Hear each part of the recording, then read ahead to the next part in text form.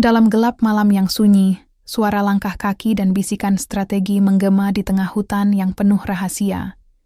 Sebuah misi berbahaya tengah berjalan, menuntut keberanian dan pengorbanan yang tak pernah kubayangkan sebelumnya.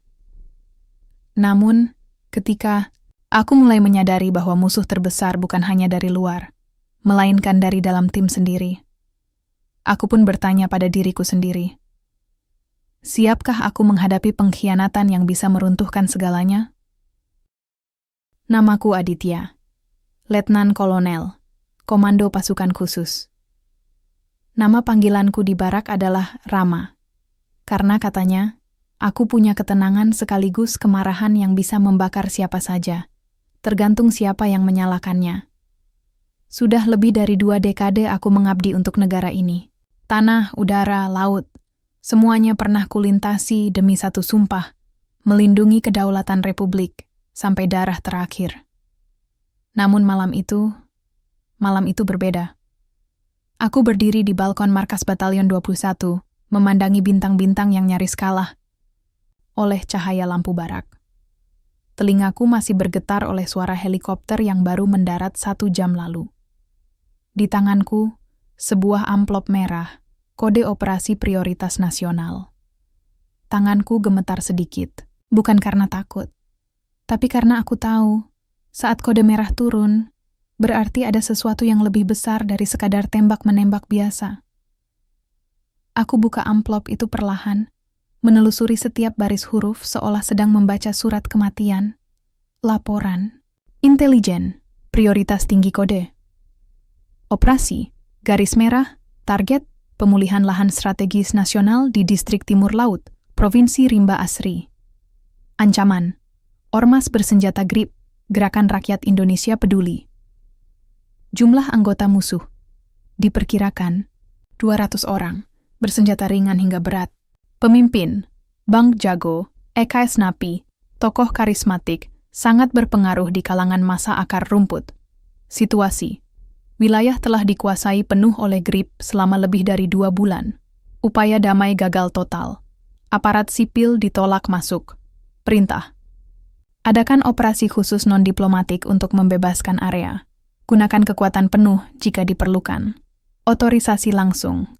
Panglima TNI aku menatap huruf-huruf itu cukup lama. GRIP, Bang Jago. 2 nama yang belakangan memang sudah mulai ramai, disebut dalam laporan bawah tanah. Tapi aku tak menyangka mereka sudah sejauh ini. Aku masuk ke ruang kerja, menyalakan lampu kecil di sudut meja. Di atasnya, tergantung foto kecil putriku, Amira, usia 5 tahun. Senyumnya, seolah memaku hatiku saat aku harus memilih antara perintah negara dan kemungkinan tak kembali. Tapi aku bukan pria yang bisa menolak perintah. Terlalu banyak anak buah yang pernah kuperintahkan untuk mati. Maka kalau giliran nyawaku yang diminta, itu harga yang pantas. Telepon merah di meja berdering. Suaranya tajam, khas garis langsung dari komando pusat. Let call. Aditya, ucap suara berat di seberang. Siap, Jenderal. Operasi garis merah dimulai dalam 2 hari. Kau punya waktu 1 malam untuk memilih tim, dan 1 malam lagi untuk menyiapkan strategi. Gagal bukan pilihan. Dimengerti, Jenderal. Klik. Suara itu hilang. Tapi tekanan yang ditinggalkannya, tidak, aku tarik napas dalam. Lalu membuka laci di bawah meja, mengambil map berisi profil prajurit aktif. Ada puluhan nama, tapi aku hanya butuh 10. 10 orang terbaik. 10 orang yang siap mati bersamaku tanpa tanya kenapa. Namanya muncul di halaman kelima, Sersan Kepala Dimas Arya. Jago tempur, mantan pasukan katak, punya mata yang tajam dan insting seperti serigala. Orang bilang dia terlalu pendiam, terlalu dingin. Tapi bagiku, justru itu nilai tambah. Orang tenang biasanya menyimpan badai, aku lingkari namanya. Entah kenapa, saat itu, ada getaran aneh di dadaku. Seperti ada sesuatu yang akan patah, tapi belum tahu apa. Pagi harinya, saya kumpulkan tim di lapangan Bravo. Matahari belum muncul. Tapi 10 orang sudah berdiri tegak dengan ransel lengkap dan senapan di punggung. Mereka tahu, ketika aku yang memimpin, artinya kita tak akan pulang dalam keadaan utuh. Dengar baik-baik, ucapku sambil menatap satu persatu mata mereka. kita akan mengembalikan tanah milik negara yang telah direbut. Ini bukan sekadar lahan, ini kedaulatan. Kita akan masuk, bersihkan, dan keluar. Tanpa kompromi. Paham. Siap, Komandan. Suara mereka menggelegar. Sersan Dimas berdiri paling kanan. Wajahnya tanpa ekspresi, tapi matanya menatapku lekat. Dan entah mengapa, untuk pertama kalinya, aku merasa tidak sedang melihat anak buahku. Aku merasa sedang melihat lawan. Sisa hari itu kuhabiskan menyusun strategi di ruang rapat barak. Kami akan menyusup dari arah utara, melewati kawasan rawa, yang menurut satelit masih belum dijaga ketat. Ada 2 pos grip di sana. Satu di atas bukit, satu lagi di bawah lembah. Jika kami bisa menyusup diam-diam dan melumpuhkan komunikasi mereka, maka keunggulan pertama ada di tangan kita. Namun grip bukan sekadar ormas biasa. Mereka punya senapan laras panjang, pelontar granat rakitan, bahkan beberapa drone pengintai murah. Yang lebih menakutkan, mereka punya rakyat yang percaya. Dan ketika rakyat berdiri di belakang senapan, maka pelurunya bukan cuma besi, tapi ideologi. Aku tahu ini takkan mudah. Malam hari, aku duduk sendirian di ruang map, menatap peta, operasi, menelusuri garis merah yang membelah area hutan dan desa-desa terpencil. Setiap titik di peta, bagiku bukan sekadar posisi, tapi kemungkinan kehilangan. Kehilangan anak buah, kehilangan diri. Angin malam masuk dari ventilasi. Tiba-tiba saja, aku teringat pada satu misi lama di perbatasan barat. Saat aku kehilangan 12 anak buah dalam satu malam. Salah satu dari mereka sempat berkata padaku sebelum mati, "Kalau kita pulang, Komandan, ajak saya makan pecel lele di warung Embok Ina." Ia tak pernah pulang. Dan kini, 10 anak buah lagi akan kubawa ke tempat yang sama mematikannya. Tuhan, jagalah mereka. Kalau boleh, biar aku saja yang tak pulang. Malam itu, lampu ruang taktis menyala temaram. Peta satelit terbentang lebar di meja bundar. Ada 12 titik merah menyala di layar, ditandai sebagai lokasi kekuatan grip yang telah dipastikan, pos komando, gudang senjata, menara pengawas, hingga jalur logistik yang membelah hutan-hutan distrik timur laut. Di sekeliling Mesha, aku duduk bersama 9 prajurit elit yang sudah kugaris sejak semalam. Mereka bukan sembarang tentara. Mereka adalah hasil seleksi keras dari 3 cabang tempur, darat, laut, dan udara. Prajurit yang, jika diberi 1 pisau dan 3 jam, bisa menghabisi 1 peleton bersenjata tanpa terdengar. Sersan Dimas duduk tepat di sebelah kiriku. Wajahnya tegas, rahangnya terkunci, matanya menatap peta seperti sedang membaca arah nasib. Operasi garis merah bukan misi biasa. Aku buka suara, menggeser peta ke arah utara. Ini bukan pengamanan. Ini bukan penyergapan. Ini penertiban wilayah strategis yang telah direbut secara sistematis oleh musuh sipil bersenjata. "Ormas, Komandan?" tanya Pratuwira. "Apa tidak bisa diserahkan ke pasukan pengendalian massa?" Aku menatapnya tajam. Kalau ini cuma soal massa, kita tidak dipanggil. Tapi grip bukan cuma massa. Mereka punya senjata berat. Mereka punya posisi. Dan yang lebih berbahaya, mereka punya rakyat yang percaya. Hening sejenak. Aku geser 1 foto ke tengah meja, potret buram satelit. Tampak puluhan tenda militer, barikade bambu berduri, dan sebuah bangunan besar di tengah yang tampaknya dijaga ketat. Inilah pusat kendali grip, markas Bang Jago. Dia tokoh kunci. Punya jejak kriminal, pengetahuan lapangan, dan, ini yang paling buruk, pemahaman psikologis massa. Dia bukan preman biasa. Dia mengerti cara menghidupkan semangat perlawanan di rakyat miskin. Aku lemparkan 1 berkas lain. Intelijen terakhir menyebutkan grip mendapat bantuan logistik dari pihak luar, termasuk senjata laras panjang, drone, bahkan alat komunikasi militer. Entah siapa sponsornya, tapi pasti ada kekuatan lain yang mendanai mereka. Sersan Rizal menimpali, Ini berarti kita bukan sekadar melawan ormas, Komandan. Kita bisa saja masuk ke jaringan kejahatan transnasional. Betul, jawabku. Dan itulah kenapa misi ini harus tuntas, bersih, tanpa jejak, tanpa skandal. Strategi dibagi 3 tahap. Tahap 1. Penetrasi senyap melalui jalur utara, memotong akses logistik yang datang dari luar wilayah. Kita akan masuk lewat jalur rawa yang jarang dilalui, menyerang titik-titik suplai dengan taktik gerilya. Tahap 2. Infiltrasi pos-pos kecil dan netralisasi penjaga luar. Target utama bukan membunuh, tapi melemahkan sistem komunikasi mereka. Tahap 3. Serangan diam-diam ke markas pusat, bukan frontal, tapi penyusupan dari dalam. Jika bisa kita tangkap Bang Jago hidup-hidup, maka grip bisa dipecah dari jantungnya. Aku menyapu pandangan ke seluruh ruangan. Tidak akan ada bala bantuan. Tidak ada reinforcements. Ini operasi hitam. Kita masuk tanpa nama, keluar tanpa suara. Kalau tertangkap, kita dianggap bukan siapa-siapa. Tidak ada yang bicara. Tapi aku tahu, mereka paham. Sudah cukup sering kami beroperasi di bayang-bayang negara. Dan sudah biasa kami tak dapat medali. Hanya luka, kehilangan, dan kadang pengkhianatan. Setelah rapat selesai, aku memanggil Dimas ke ruangku. Dia masuk, berdiri tegap, tapi sorot matanya tak bisa menyembunyikan sesuatu. "Ada yang ingin kau sampaikan?" Tanyaku perlahan. "Tidak, Komandan." Aku mendekat menatap matanya lekat. "Kau pasti tahu, Dimas.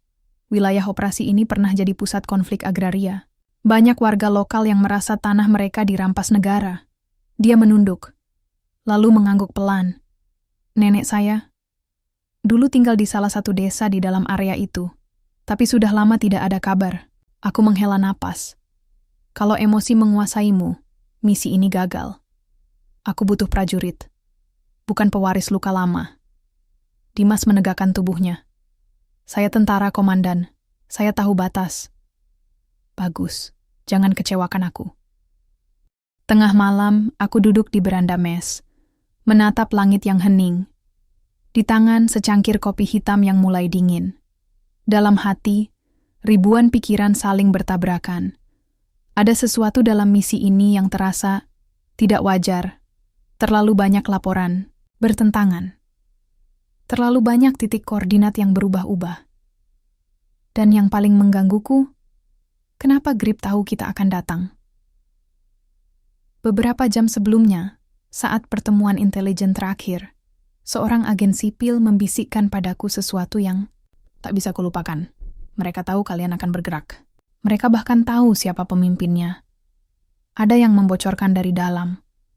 "Hati-hati dengan orang terdekatmu." Kata-kata itu terus terngiang. Dan entah kenapa, setiap kali aku memikirkannya, bayangan wajah Dimas yang muncul lebih dulu. Tapi belum ada bukti. Belum ada alasan. Dan di medan perang, curiga tanpa dasar bisa lebih berbahaya daripada musuh bersenjata. Pukul 4 pagi, alarm taktis berbunyi. Waktunya bergerak. Aku mengenakan baju tempur, rompi baja, helm tempur, radio tempel. 10 prajurit terbaik bangsa ini berdiri di lapangan, barak. Senyap, tegas, siap mati. Aku berjalan ke depan mereka, menatap satu persatu mata mereka. Mulai detik ini, kita bukan siapa-siapa. Kita adalah bayangan. Kita adalah angin. Kita bukan datang untuk menakut-nakuti, tapi untuk mengakhiri. Mereka mengangguk serempak. Lalu aku membuka tas hitam kecil. Isinya bendera kecil merah putih. Kucabut dan kugenggam erat. Kalau ada satu dari kalian yang tak pulang, akan aku tanamkan ini di tempat kalian gugur.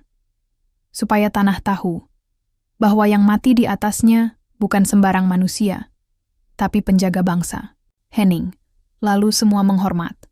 Serentak. Tak bersuara, tapi menggema hingga ke tulang. Aku naik ke mobil tempur taktis. Sersan Dimas duduk di sebelahku. Di radio terdengar suara komando pusat. Operasi Garis Merah dimulai sekarang. Aku menatap ke arah cakrawala.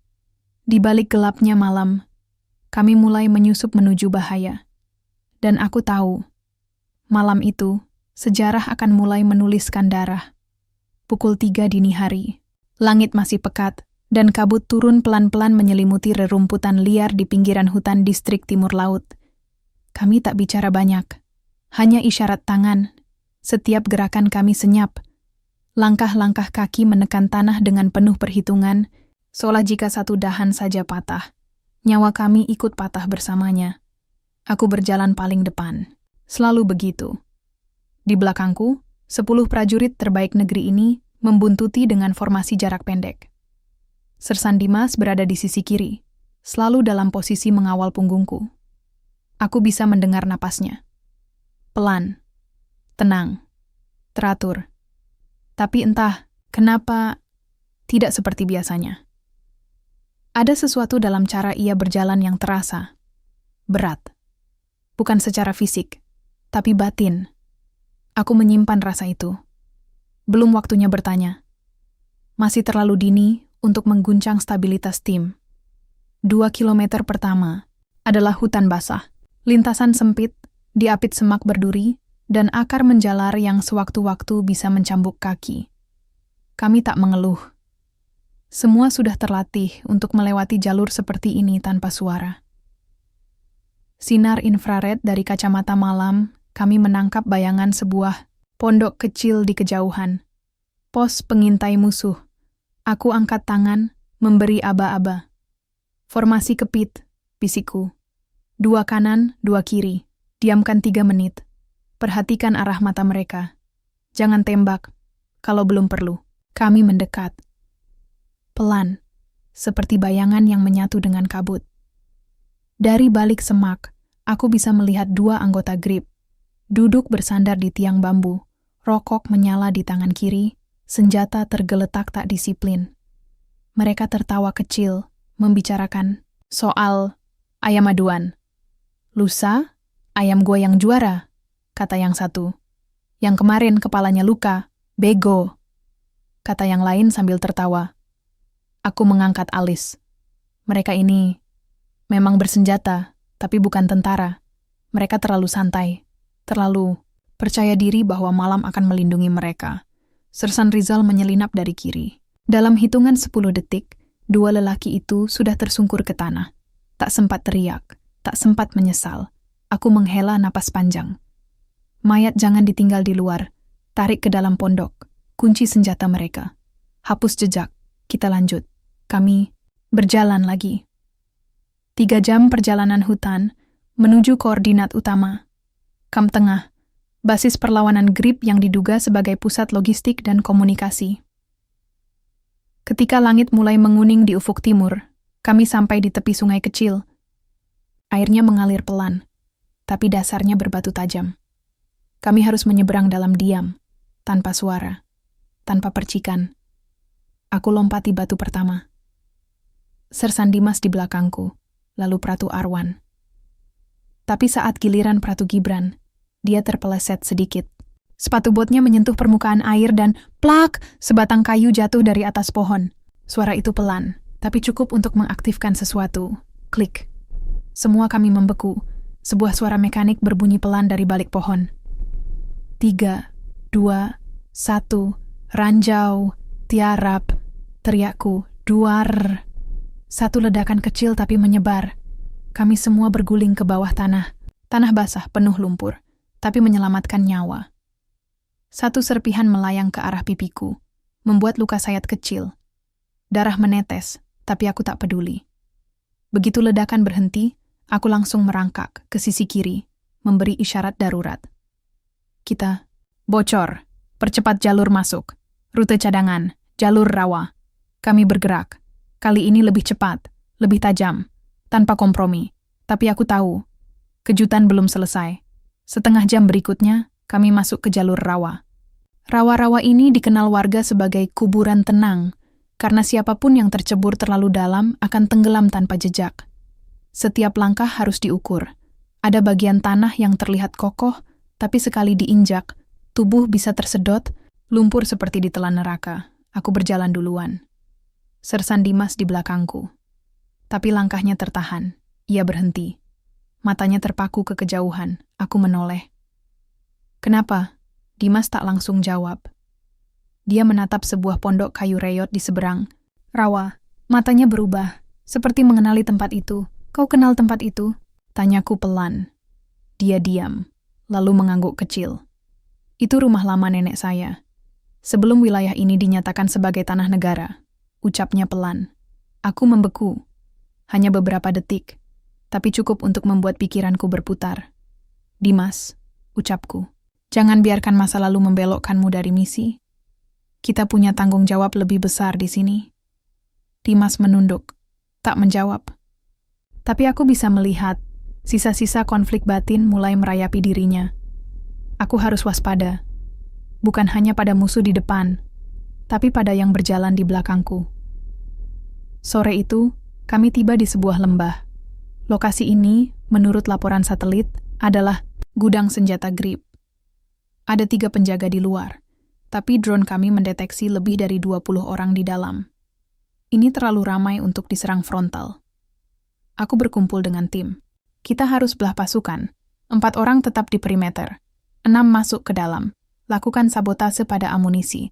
Nonaktifkan alat komunikasi. Lalu mundur. Kita tidak perang di sini. Kita potong logistik mereka dulu. Semua mengangguk. Aku tunjuk. Sersan Dimas sebagai pimpinan tim infiltrasi. Bisa? Tanyaku. Ia menatap mataku. Dalam. Serius. Bisa, Komandan. Aku mengangguk, tapi dalam hatiku masih ada bayangan rumah reyot di tengah rawa tadi. Dan pandangan matanya yang terlalu manusiawi. Misi berjalan mulus. Tim berhasil masuk. Bunyi ledakan kecil dari dalam menandakan sabotase berhasil. Gudang senjata meledak, dan seketika pasukan Grip panik, menyangka ada serangan besar. Kami kabur melalui jalur balik, kembali ke titik pertemuan. Tapi saat semua orang sudah berkumpul, 1 orang belum kembali. Mana Pratu Aldi? Tanyaku. Sersan? Rizal menjawab cepat. Terpleset, Komandan. Tertinggal. Dimas bilang dia urus. Aku menatap Dimas. Dia menunduk. Dia jatuh di jebakan. Tak bisa diselamatkan. Katanya pendek. Tak ada waktu untuk menyelidiki. Tapi ada sesuatu dalam ucapannya yang terasa terlambat. Terlalu rapi. Untuk pertama kalinya, aku menatap anak buahku dan merasakan dinginnya ketidakpercayaan. Kami kembali ke camp semalam menjelang tengah malam. Semua lelah, tapi tak ada waktu untuk tidur. Kami tahu, esok hari Grip akan mulai bergerak balasan. Dan saat itu terjadi, kami harus sudah 1 langkah di depan.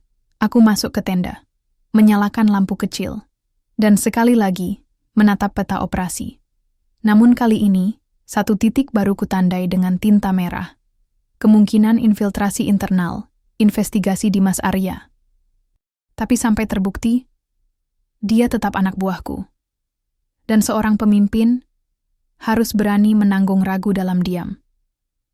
Tapi untuk berapa lama? Pukul 2 dini hari. Kabut masih bergelantungan di antara pepohonan lebat distrik timur laut. Kami baru saja tiba di titik aman, sekitar 3 kilometer dari markas Grip, setelah sukses menghancurkan gudang logistik mereka malam sebelumnya. Tapi tak ada selebrasi. Tak ada jeda. Kami tahu musuh akan membalas. Dan yang paling menakutkan dari musuh yang ingin balas dendam adalah mereka yang tahu siapa kita sebelum kita tahu siapa mereka.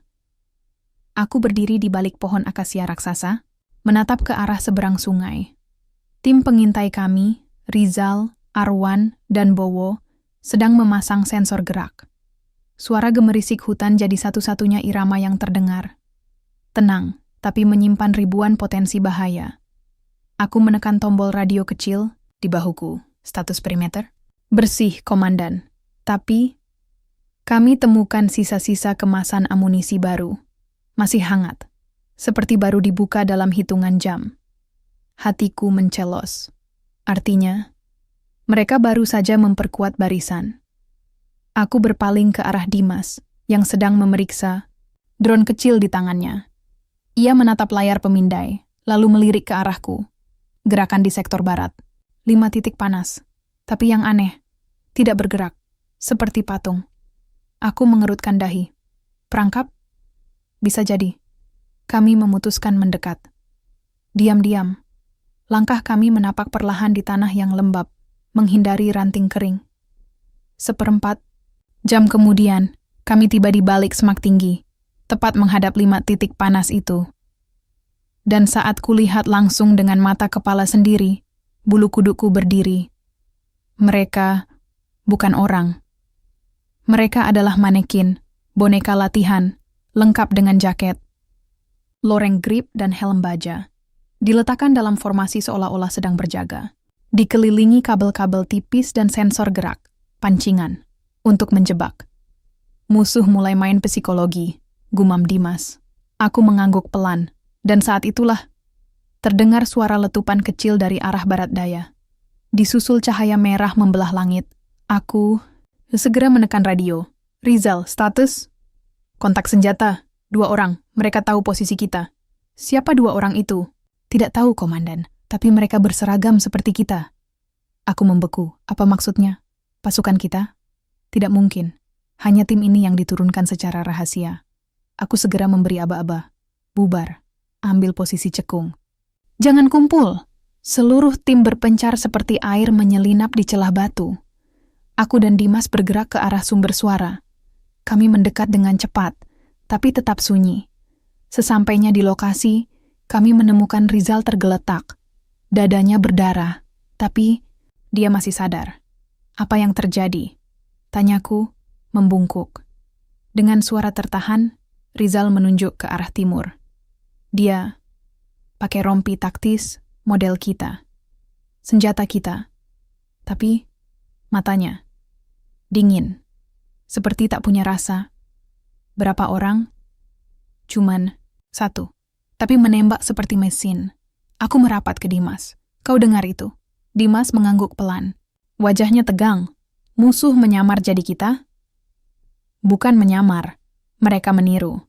Dan itu artinya, ada yang membocorkan taktik kita ke mereka. Kami terpaksa mundur ke Bukit Batu di sisi utara. Dari sana, kami bisa melihat separuh Camp Grip di kejauhan. Tapi yang kami lihat justru membuat semua jadi lebih mencurigakan. Menara pengawas grip, yang sebelumnya terlihat seperti rakitan kayu seadanya, kini sudah dilengkapi kamera termal. Pos penjagaan mereka dilengkapi senapan semi-otomatis, dan tak jauh dari sana, kulihat antena komunikasi jarak jauh yang tampaknya militer. Ini bukan lagi ormas. Ini pasukan. Dan yang paling membuat darahku membeku, ada 1 orang yang berdiri di balkon kecil di lantai 2 gedung utama. Dari jarak ini, aku tak bisa memastikan wajahnya, tapi cara dia berdiri, cara dia memegang rokok, dan sorot matanya yang menatap langsung ke arah bukit kami, aku tahu itu Bang Jago. Dan dia tahu kami di sini.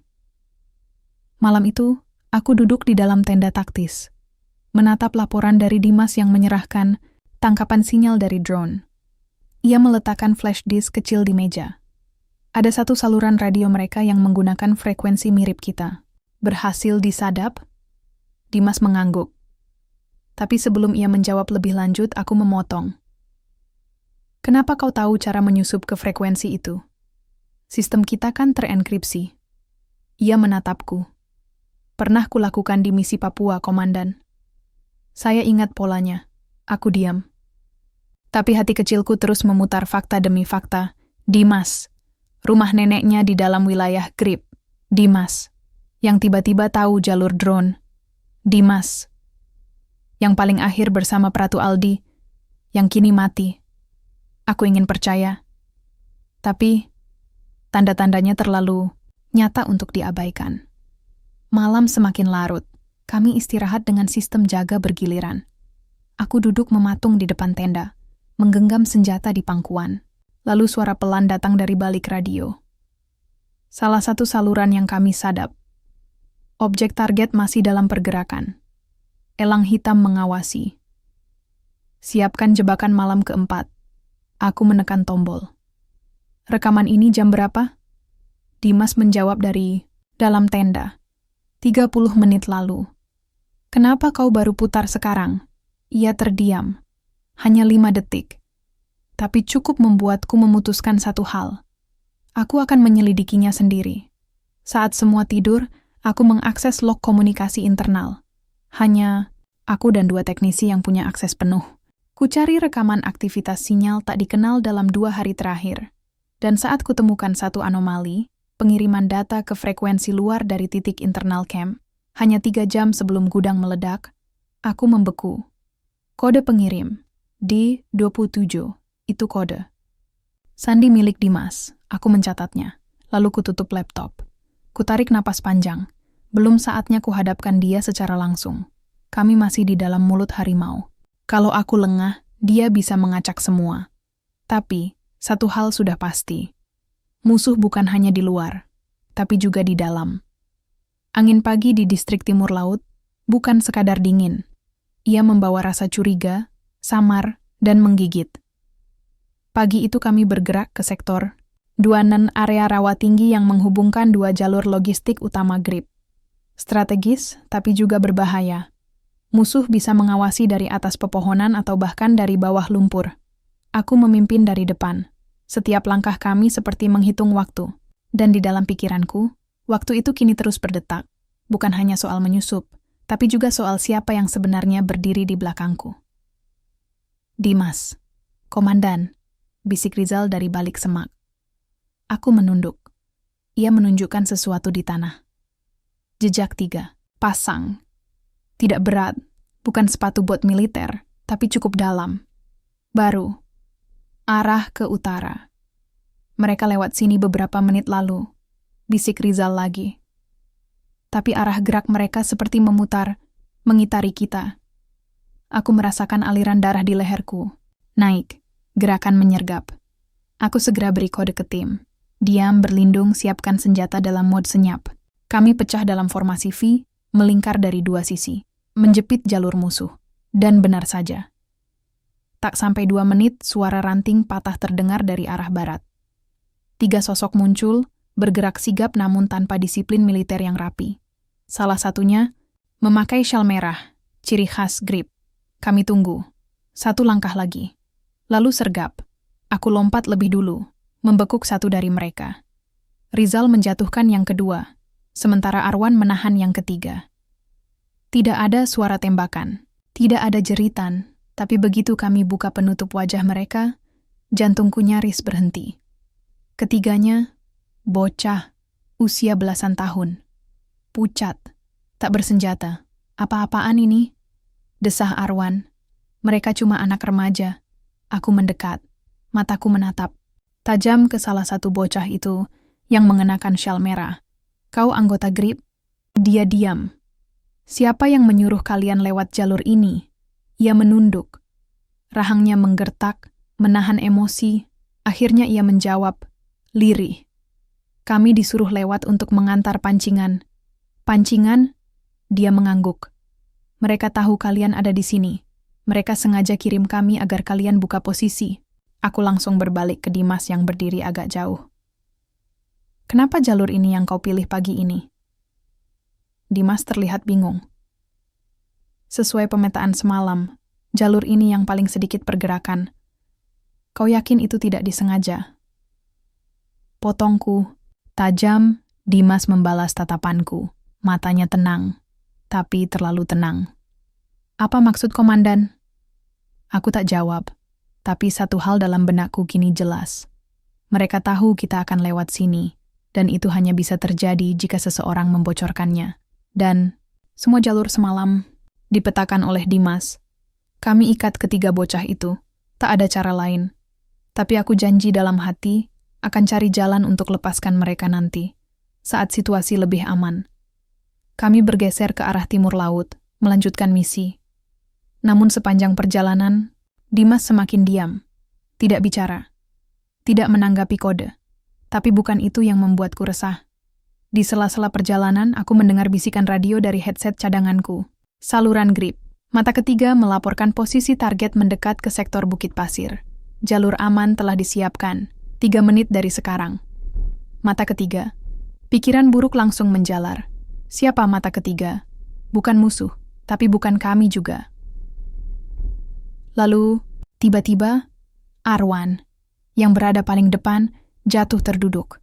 Sebuah jerat logam menjerat kakinya. Perangkap, teriaknya. Lalu, letupan, dari atas pohon, peluru berdesing. Satu peluru nyaris mengenai helmku. Aku lompat ke belakang batu. Tim berpencar. Kontak! Sektor timur, teriakku. Mereka tahu posisi kami. Mereka tahu pergerakan kami. Mereka bahkan tahu siapa yang berdiri di formasi terdepan. Aku kembali menoleh ke Dimas, yang kini berlindung di balik batang pohon besar. Tapi sesuatu di tangannya menarik perhatianku. Sebuah pemancar kecil. Dia cepat-cepat menyembunyikannya ke dalam rompi. Tapi aku sudah melihat cukup. Itu bukan alat kita. Itu bukan frekuensi kita. Setelah baku tembak mereda, dan kami berhasil menyelamatkan Arwan yang terluka, aku tarik Dimas ke belakang formasi. Kutodong senjata ke dadanya. Letakkan pemancar itu, sekarang. Dimas membeku. Semua anggota tim kini mulai menyadari ketegangan. Kau tuduh aku pengkhianat, Komandan? Aku maju satu langkah. Laras senjataku tak goyah. Aku tidak menuduh. Aku minta jawaban. Dimas menatapku, lalu menurunkan tasnya perlahan. Ia mengeluarkan pemancar itu. Tapi belum sempat bicara, Rizal datang tergopoh dari sisi kanan. Komandan, kami temukan sesuatu. Kami semua bergerak mengikuti Rizal ke belakang pohon besar. Di sana, di antara akar pepohonan dan dedaunan yang ditumpuk rapi, sebuah ransel besar terkubur separuh, isinya peta markas kami, lengkap dengan waktu patroli, foto-foto wajah seluruh anggota tim, frekuensi radio grip, dan satu set komunikasi satelit milik asing. Tak ada lagi ruang untuk keraguan. Aku menoleh ke Dimas. Kali ini, hatiku tak bergetar. Kau kerja untuk siapa? Dia diam, tapi sorot matanya berubah. Ia tidak lagi tampak bingung, tidak tampak tertuduh. Ia tersenyum tipis. Sebenarnya, aku berharap kau tak menemukan ini sebelum waktunya. Rizal hendak menembak. Tapi aku angkat tangan. Jangan. Kenapa kau lakukan ini? Tanyaku pelan. Negara mempercayaimu. Aku mempercayaimu. Dimas menghela napas panjang. Wajahnya seperti melepaskan topeng yang selama ini ia pakai. Kau tahu, Komandan, tanah ini bukan milik negara. Dulu, milik keluarga kami. Lalu datang surat, penggusuran, dan hilang semua. Lalu kau bantu Grip? Grip hanya pion. Aku mainkan mereka. Tapi tanah ini akan kembali. Dan aku tidak sendiri. Aku ingin menembaknya saat itu juga.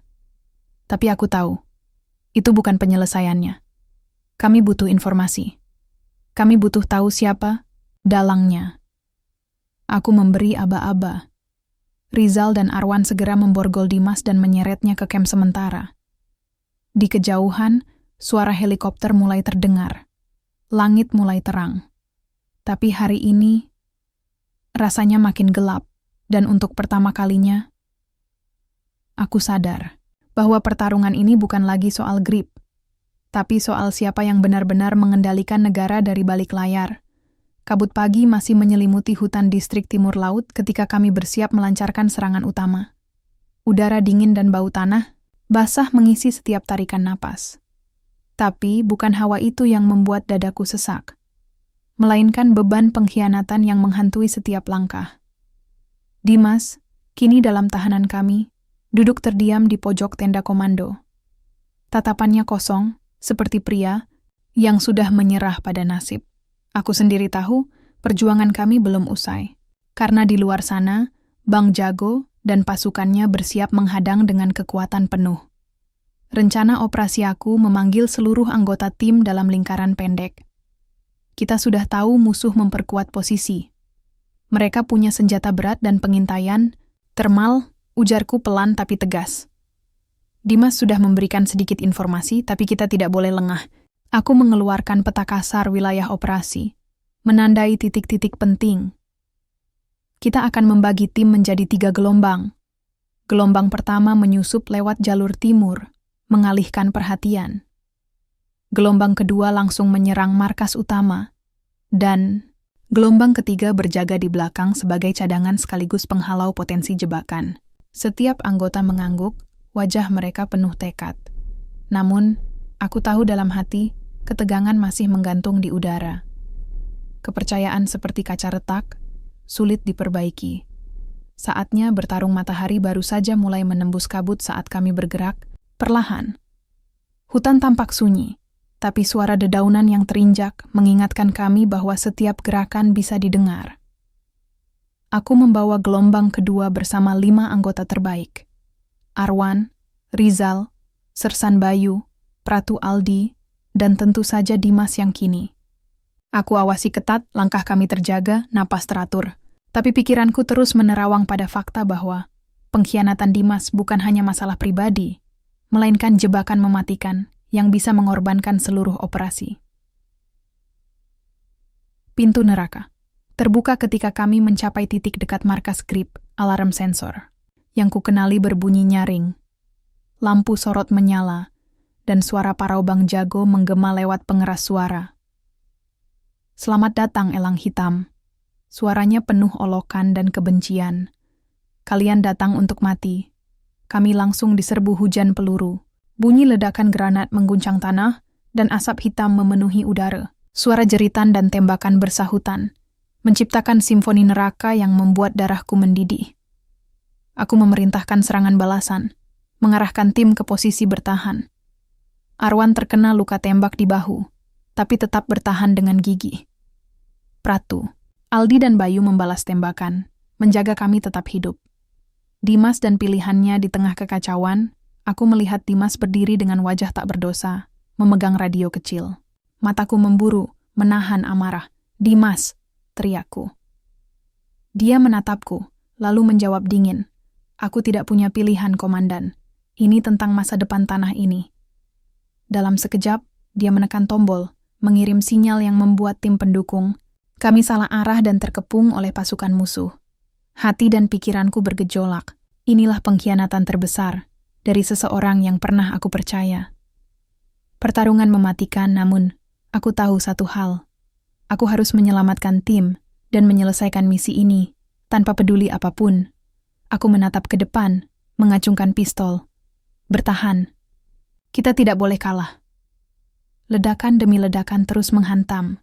Tapi aku memimpin mereka maju.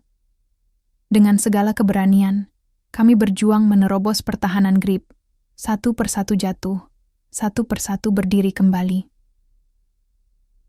Saat terberat di titik puncak, pertempuran, saat kami hampir kehabisan amunisi, suara ledakan besar mengguncang hutan. Sebuah helikopter militer melintas di atas kami, mengirimkan bantuan. Namun, di tengah kebisingan itu, aku merasakan sesuatu lebih berat daripada semua senjata musuh. Pengkhianatan dari Dimas. Aku tahu, perang ini baru saja dimulai.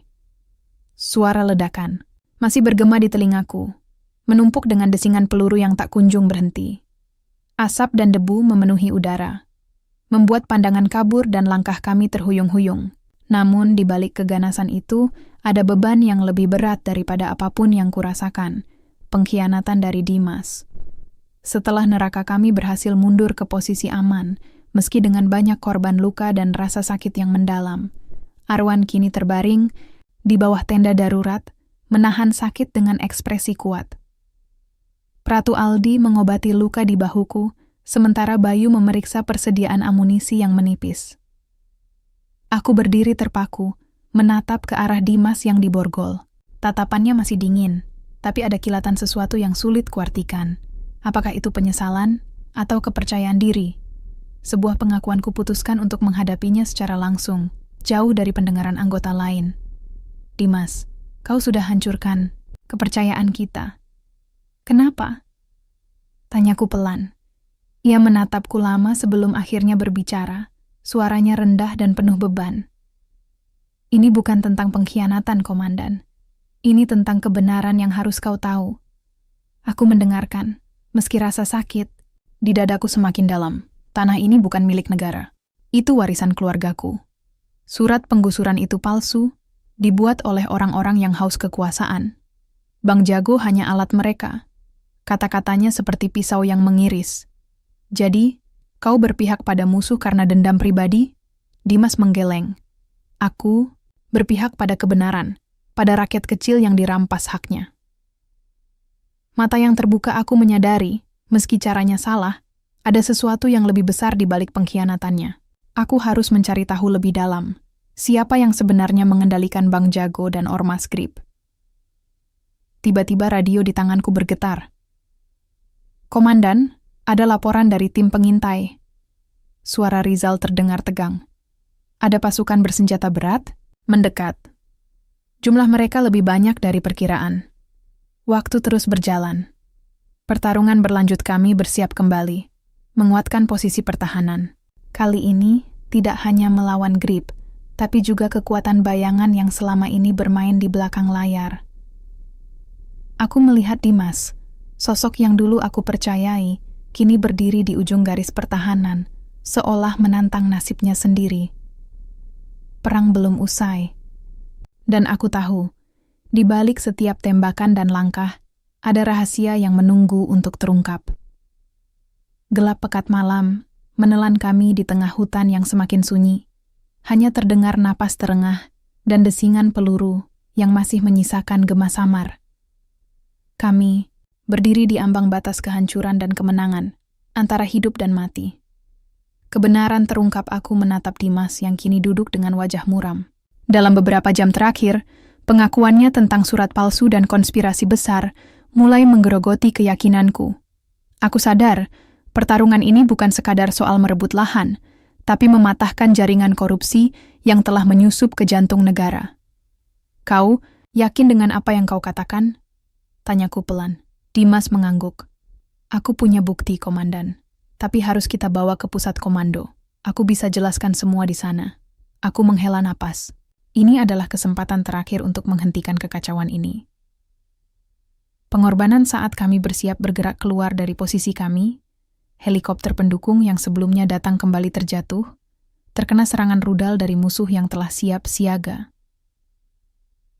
Ledakan besar mengguncang tanah, membakar semangat tim yang tersisa. Kami kehilangan beberapa anggota terbaik.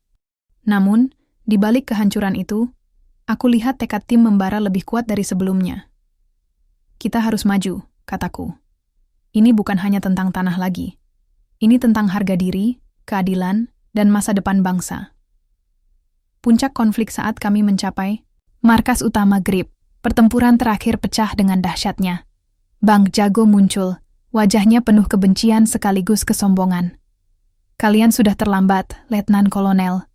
Tanah itu milik kami sekarang. Aku menatapnya, berusaha menahan amarah. Kau hanyalah pion dalam permainan yang lebih besar, Bang Jago. Kami di sini untuk menghentikan permainan itu. Dalam hiruk-pikuk tembakan, aku berhadapan langsung dengannya. Duel singkat yang dipenuhi amarah dan keputusasaan. Penyelesaian ketika situasi tampak memburuk, tim pendukung kami tiba, mengubah arah pertempuran. Dimas, meski sudah dikhianati oleh banyak pihak, tetap berjuang di sisi kami, membuktikan kesetiaannya pada kebenaran. Dengan bantuan tim dan bukti yang dibawa Dimas, kami berhasil mengungkap jaringan korupsi besar di balik Grip. Bang Jago ditangkap, dan proyek lahan negara diselamatkan. Hening itu datang bukan dari keheningan, malam yang damai, melainkan dari rasa lelah yang menekan dada, menyelimuti seluruh tubuh dan jiwa kami. Setelah pekik peperangan yang mendera selama berhari-hari akhirnya mereda, kami berdiri di antara reruntuhan harapan dan kemenangan yang tak sepenuhnya sempurna. Aku, Letnan Kolonel Aditya, berdiri terpaku menatap medan operasi yang mulai dingin. Asap sisa pertempuran masih mengepul tipis, menari di antara pohon-pohon yang mulai menghitam terbakar.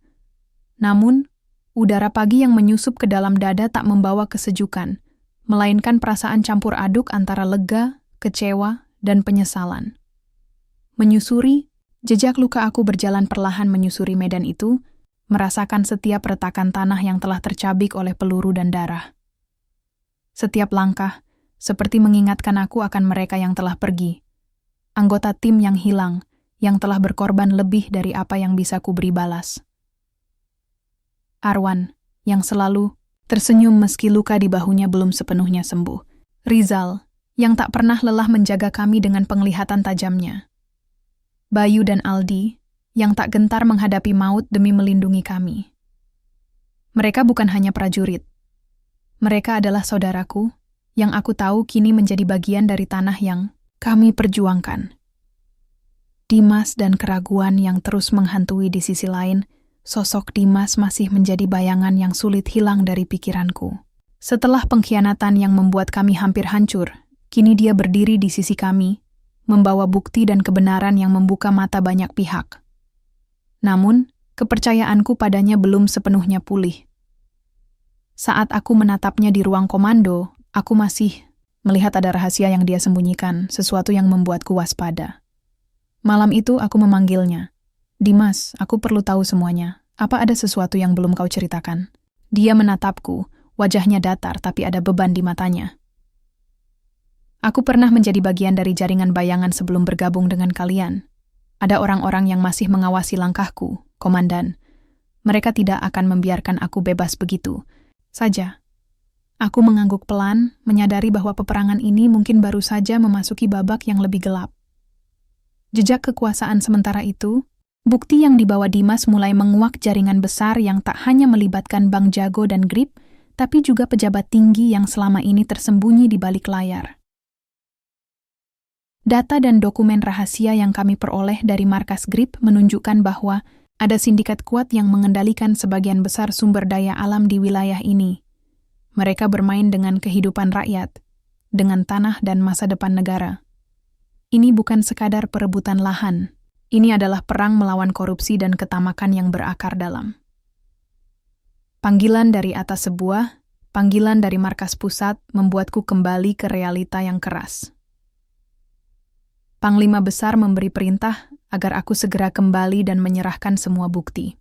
Untuk tindakan lebih lanjut, tugasmu belum selesai, Aditya. Tapi ini baru permulaan. Kau dan timmu akan menjadi saksi kunci dalam pengadilan besar ini.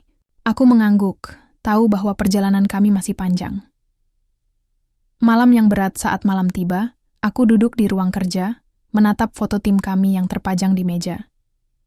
Aku mengingat satu persatu wajah mereka, berharap bisa melindungi mereka lebih baik lagi.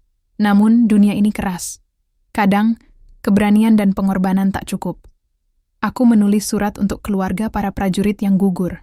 Kata-kata itu mengalir dari hati, penuh kesedihan dan penghormatan. Harapan dan janji di tengah gelap, aku memandang ke langit yang mulai menampakkan bintang. Aku berjanji pada diriku sendiri dan pada mereka yang telah tiada, bahwa perjuangan ini harus diteruskan. Bahwa tanah ini dan rakyatnya pantas mendapatkan keadilan dan kedamaian. Aku akan berdiri di garis depan, melawan bayang-bayang yang mencoba menguasai negeri ini. Karena aku percaya, setiap darah yang tumpah tak akan sia-sia.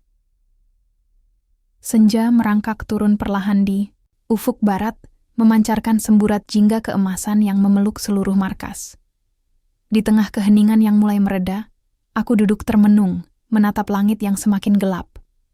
Setelah semua darah, air mata, dan pengorbanan, aku bertanya pada diri sendiri, apakah semua ini sudah berakhir? Kepulangan dan pertanggungjawaban perjalanan kembali ke pusat komando membawa aku dan tim melewati jalur yang dulu kami lalui dengan penuh perasaan campur aduk.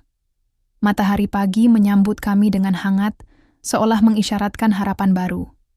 Namun, di benakku masih membayang-bayang keraguan dan luka yang belum sembuh. Setibanya di markas besar, aku langsung menyerahkan seluruh bukti dan dokumen yang Dimas kumpulkan. Kertas-kertas yang membawa nama-nama besar.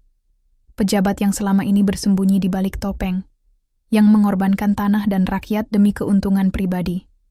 Panglima Besar menyambut dengan wajah serius, menatap langsung ke mataku. Aditya, kau telah melakukan pekerjaan luar biasa. Tapi ini baru permulaan. Kami akan melanjutkan penyidikan dengan penuh ketelitian. Aku mengangguk, menyadari bahwa tanggung jawab ini kini tak hanya ada di pundakku, tapi juga di pundak seluruh bangsa. Kehidupan. Setelah urusan formal selesai, aku mengunjungi rumah keluarga para anggota yang gugur, melihat istri yang kehilangan suami, anak-anak yang kehilangan ayah, dan orang tua yang kehilangan anak. Air mata mereka adalah luka yang tak bisa diobati dengan kata-kata. Aku berdiri di sana, memegang tangan mereka, berjanji akan terus memperjuangkan keadilan. Dalam perjalanan itu, aku belajar bahwa perang bukan hanya soal pertempuran fisik, tapi juga soal bagaimana kita mengobati luka yang ditinggalkannya. Dimas dan Jalan Baru di sisi lain, Dimas kini menjalani proses rehabilitasi dan reintegrasi ke dalam masyarakat. Meski pengkhianatannya dulu menyakitkan, keberaniannya mengungkap kebenaran dan mempertaruhkan nyawa demi tim memberinya kesempatan kedua. Aku berusaha membangun kembali kepercayaan, walau aku tahu itu tidak mudah.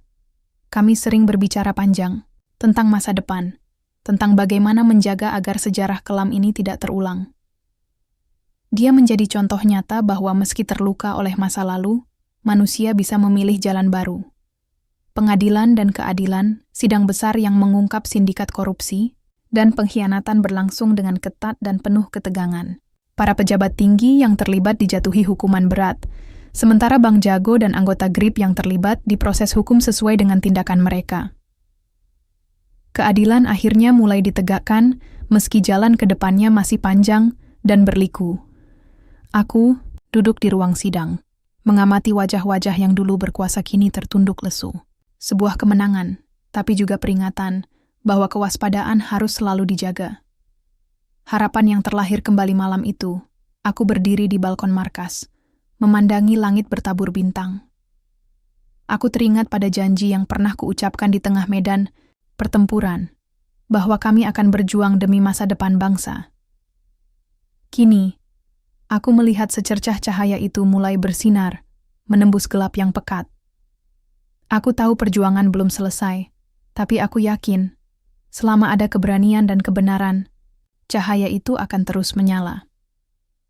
Penutup aku menutup buku harian operasi ini dengan sebuah kalimat sederhana. Perjuangan adalah jalan panjang yang tak berujung, tapi setiap langkah yang kita ambil membawa kita lebih dekat pada kedamaian dan keadilan. Ini bukan hanya cerita tentang perang dan pengkhianatan, tapi tentang manusia, tentang keberanian, pengorbanan, dan harapan. Dan aku, Letnan Kolonel Aditya, siap melangkah maju, membawa cahaya itu untuk bangsa ini.